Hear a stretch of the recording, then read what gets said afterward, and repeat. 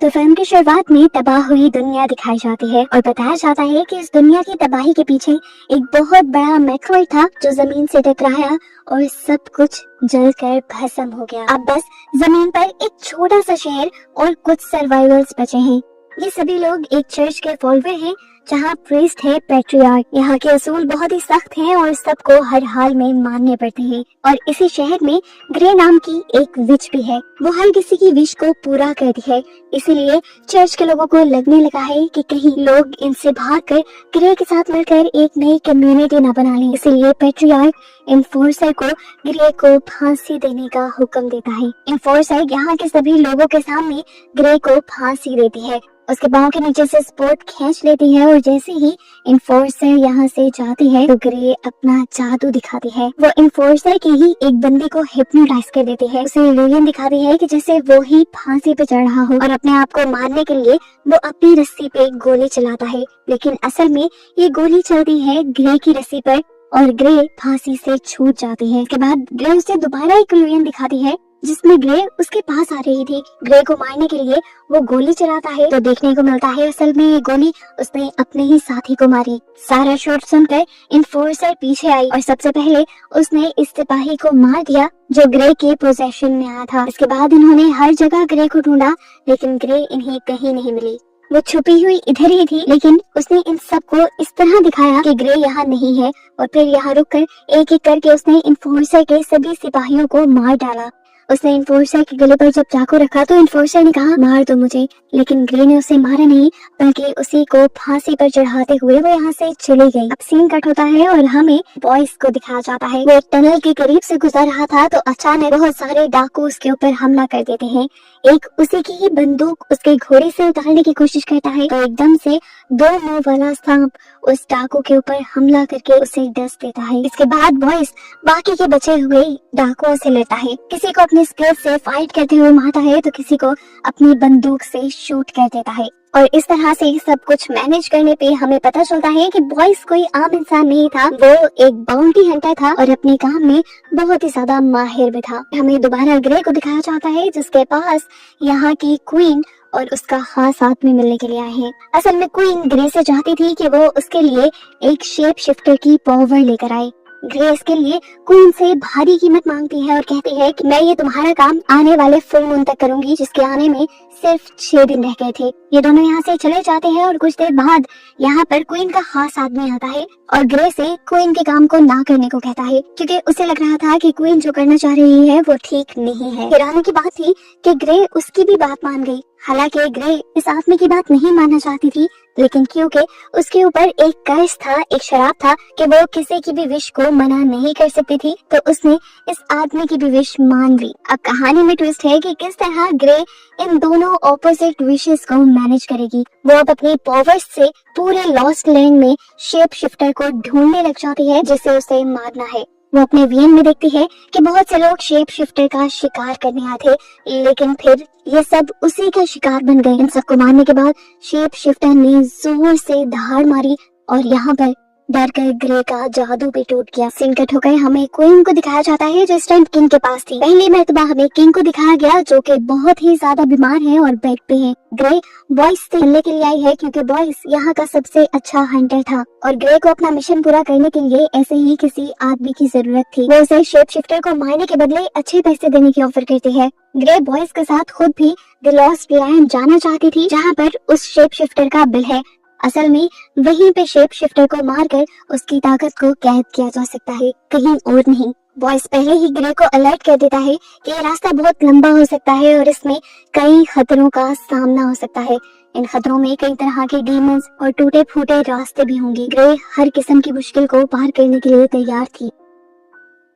Church के लोग जो अभी भी ग्रे के पीछे पड़े हैं, ग्रे को ढूंढते हुए इस बार में हमला कर देते हैं और उनके हाथ लगने से पहले ही ये दोनों चर्च से भाग जाते हैं। हम देखते हैं कि पैट्रियार्क को अंदर की एक खबर मिली थी कि क्वीन भी सीक्रेटली ग्रे से मिलने गई थी। इससे पैट्रियार्क को डर लगने लगा। उन्हें लगने लगा कि कहीं क्वीन भी ग्रे के साथ मिलकर चर्च के खिलाफ कोई साजिश तो नहीं करने लगी। इससे पहले कि ऐसा कुछ हो, वो इन्फोर्सर को ग्रे को पकड़ लाने का हुक्म दे देता है। अब इन्फोर्सर अपने सिपाहियों को लिए ग्रे और बॉयज के पीछे पड़ जाती है जो एक खास शहर में पहुंच गए थे।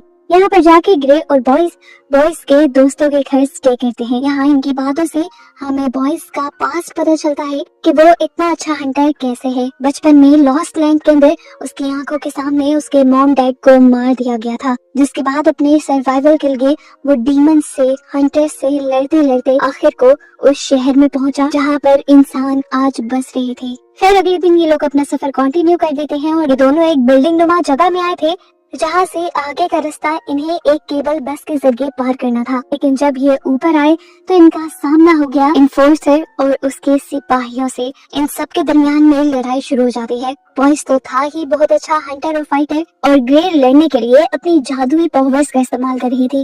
वो सबको हिप्नोटाइज करते करते उनके ऊपर वार कर देती थी, जबकि दूसरी तरफ बॉयज धड़ाधड़ किसी के ऊपर गन तो किसी के ऊपर चाकू से हमला करते हुए उन्हें मार देता है। और जब इन्हें लगता है कि अब टाइम आ गया है तो ये दोनों जल्दी से केबल बस के ऊपर जंप कर देते हैं।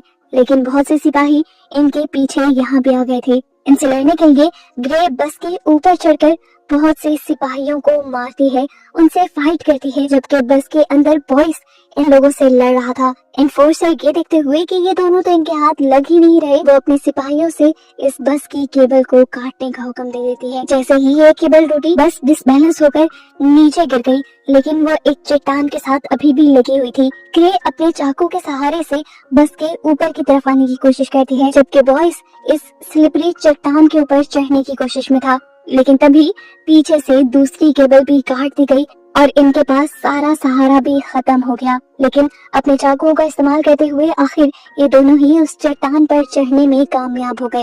ये देखते हुए इन्फोर्सर ने अपनी स्नाइपर निकाली ग्रे को शूट करने के लिए, लेकिन स्नाइपर के लेंस के जरिए ही ग्रे ने दोबारा इन्फोर्सर को हिप्नोटाइज कर दिया। उन्हें ऐसा फील हुआ कि वो दोनों वहाँ से चले गए हैं और इस तरह इन दोनों का पीछा उन लोगों से बच गया। पूरी फाइट के दौरान बॉयज को एक गोली लग चुकी थी, जिसकी वजह से उसे बहुत ज्यादा दर्द हो रहा था। बॉयज खुद इस गोली को अपने जिस्म से निकाल देता है और ग्रे उसके जख्मों पे टांके लगाती है। हमें क्वीन को दिखाया जाता है, जिसे पता चला है कि वो प्रेग्नेंट है। क्वीन को एक वारिस मिल गया था, अब उसे किंग को और सहने की जरूरत नहीं थी। क्वीन का रवैया भी किंग के साथ बिल्कुल ठीक नहीं। वो किंग से अलग भी होना चाहती है, लेकिन किंग से अलग होने पर जो उसे क्वीन की हैसियत से ताकत मिली है वो उसके पास से खत्म हो जाएगी। वो फौरन ही खुद किंग को मार देती है और सबसे झूठ कह देती है कि उनकी बीमारी की वजह से उनकी मौत हो गई। ये लोग अब एक ऐसे शहर में पहुंचते हैं जहां इनके पीछे बहुत सारे डीमंस लग जाते हैं। ये अजीब सी दिखने वाली क्रिएचर्स इंसानों जैसी ही लग रही थी, लेकिन दिखने में बहुत भयानक थी। इससे पहले कि ये ग्रे के ऊपर हमला कर देती, बॉयज अपने चारों तरफ ऑयल फैला के वहाँ आग लगा देता है, क्योंकि वो इन क्रिएचर्स की कमजोरी जानता था। इन्हें आग से डर लगता था, लेकिन ये डीमन तो उनकी सोच से कहीं ज्यादा ज़हीन थे। जमीन के नीचे से निकल कर आए और आग को बुझाते हुए वो इनके करीब बढ़ने लगे। अपने करीब आने वाले डीमंस को बॉयज मारने लगा और इस तरह इतने सारे डीमंस से इन दो इंसानों को बचते हुए देखकर डीमंस के लीडर को हैरानी हुई और वो सामने आ गया। उसको देखते ही ग्रे ने अपना जादू चलाया, उसे हिप्नोटाइज करके इन सारी क्रिएचर्स को अपने से दूर करवाने का ऑर्डर दिलवाया, जिसके बाद मौका मिलते ही वो अपने हाथों से आग निकालती है और यहाँ पर सारे के सारे ये डीमन क्रिएचर्स भस्म हो जाते हैं और आखिर इनका पीछा छूट जाता है। आगे चलकर वॉइस उससे पूछता है, मुझे तो आग की तपिश फील ही नहीं हुई, तुमने वो आग कैसे जलाई थी? तब ग्रे ने उसे हकीकत बताई कि असल में मैंने वहाँ कोई आग नहीं जलाई थी, बस इन सारे डीमंस को इल्यूजन दिखाया था। डीमंस अपनी सोच और आग के डर की वजह से ही मर गए थे। अब अगला शहर लॉस्ट लैंड था, कुछ ही देर की दूरी पर।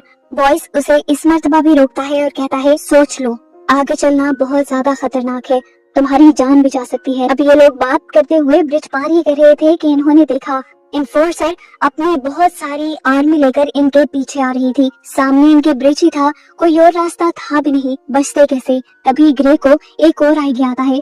वो ब्रिज पर तेजी से भागने लग जाती है और इन्फोर्सर भी ट्रेन की स्पीड ज्यादा करवाते हुए ग्रे को कुचलने का प्लान करती है। लेकिन एक पॉइंट पे जाकर इन्फोर्सर को पता चलता है कि ये ब्रिज असल में टूटा हुआ था।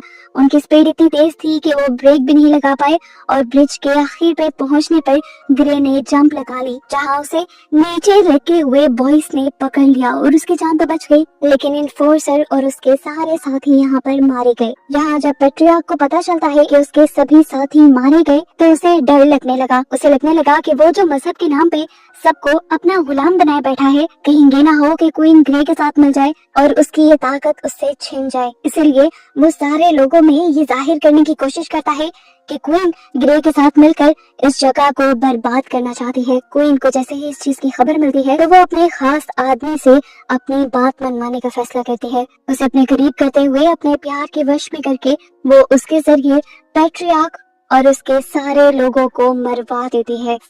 थी वो जगह, वो गार यहीं पे था जहाँ पे वो शेप शिफ्टर रहता था। अभी कुछ ही देर में फुल मून भी होने ही वाला था। ग्रे ने देखा कि यहाँ पे बहुत सारे ह्यूमन स्कल्स रखे हुए थे। बॉयज ने बताया ये सभी उन लोगों के स्कल हैं जो शेप शिफ्टर का शिकार करने आए थे। अभी भी सोच लो वक्त है। लेकिन ग्रे उसकी बात नहीं सुनती और बड़े बड़े चांदी के नुकीले नाखून लगाने लग जाती है। ये पहनकर वो बॉयज को एक बहुत बड़ा राज रिवील करती है और बताती है कि तुम्हें क्या लगा, मैं नहीं जानती, मैं जानती हूँ कि तुम ही वो शेप शिफ्टर हो। मैंने अपने जादू के जरिए पता चलवा लिया था इस बात का और मैंने तुम्हें ही इस काम के लिए इसलिए हायर किया क्योंकि तुम यहाँ रहते थे तो यहाँ तक सेफली तुम ही मुझे पहुँचा सकते थे और तुम्हें यहाँ तक लाने का मकसद ये था कि तुम्हारी ताकत लेने के लिए तुम्हें तुम्हारी जगह पे तुम्हारे बिल मिला के मारना जरूरी था। फुल मून होते ही बॉयज भी उसी के सामने एक शेप शिफ्टर यानी एक भेड़िए में तब्दील होने लगता है। इस भेड़िए के रूप में आते ही बॉयज की ताकत कई ज्यादा बड़ी हो जाती है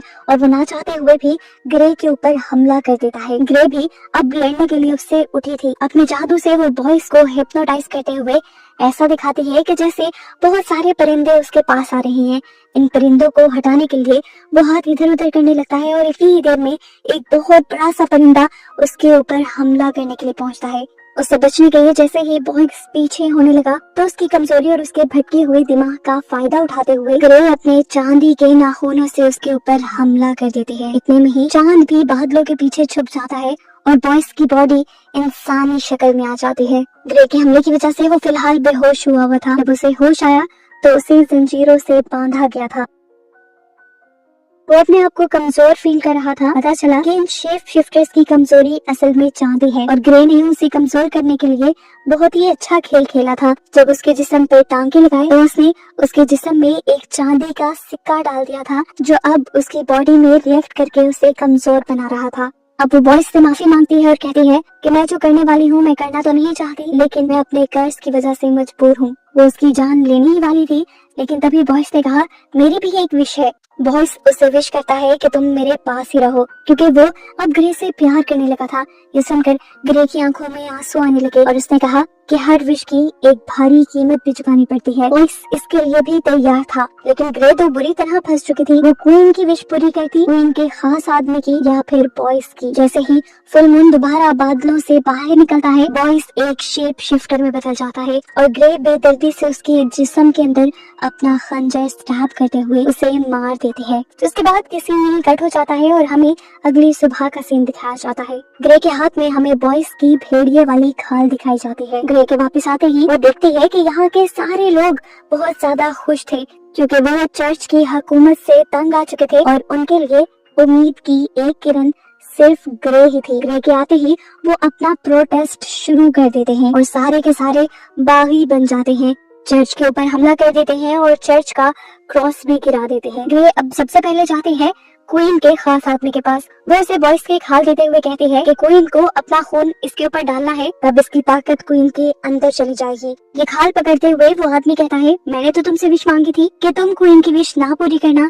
तो ग्रे यहाँ पे उसे ट्विस्ट बताती है कि क्वीन असल में शेप शिफ्टर बन के बॉयज को पाना चाहती थी लेकिन वो ये नहीं जानती थी कि शेप शिफ्टर सिर्फ एक ही है, बॉयज। क्वीन को शेप शिफ्टर बनाने के लिए बॉयज की ही मुझे जान लेनी पड़ी और तुम्हारा विश करने का मकसद था कि तुम्हें क्वीन मिल जाए। अब बॉयज मर चुका है तो क्वीन भी तुम्हारी हो चुकी है। अब जब क्वीन को ये हकीकत पता चलती है कि बॉयज मर गया तो वह पूरी तरह टूट गई। उसे वो लम्हे याद आए जब बॉयज ने उसे कहा था कि तुम मेरी तरह नहीं हो, मैं अपनी ही तरह के किसी से शादी करना चाहता हूँ। तभी क्वीन ने शेप शिफ्टर बनने का फैसला किया था लेकिन वो ये नहीं जानती थी कि अपने इस फैसले में वो बॉयज को ही खो देगी।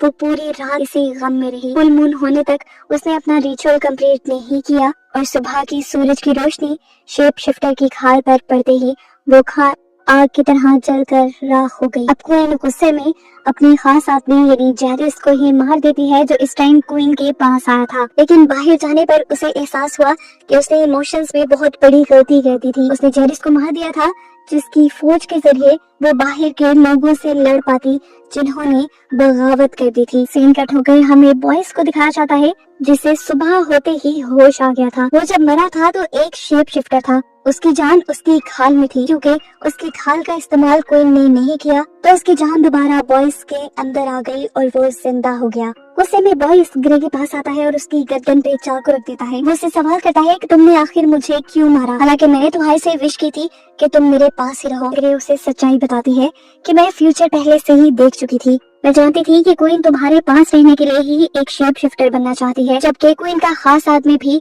उसे चाहता है। मैंने फ्यूचर में देख लिया था कि क्वीन तुम्हारे मरने के गम में अपने खास आदमी को मार देगी और तुम्हारी खाल नहीं उड़ेगी, जिससे तुम्हारी जान तुम्हारे अंदर वापस आ जाएगी। इस तरह क्वीन की, उसके खास आदमी की और तुम्हारी तीनों की विशेष पूरी हो जाएंगी। बॉयज ये जानकर बहुत ज्यादा हैरान हुआ और खुश भी, क्योंकि अब ग्रे यानी जिससे वो प्यार करता था वो उसके साथ रहने वाली थी कि ये दोनों एक साथ निकल जाते हैं अपने अगले मिशन के लिए। और बस यही दिखाते हुए ये मूवी यहाँ खत्म हो जाती है।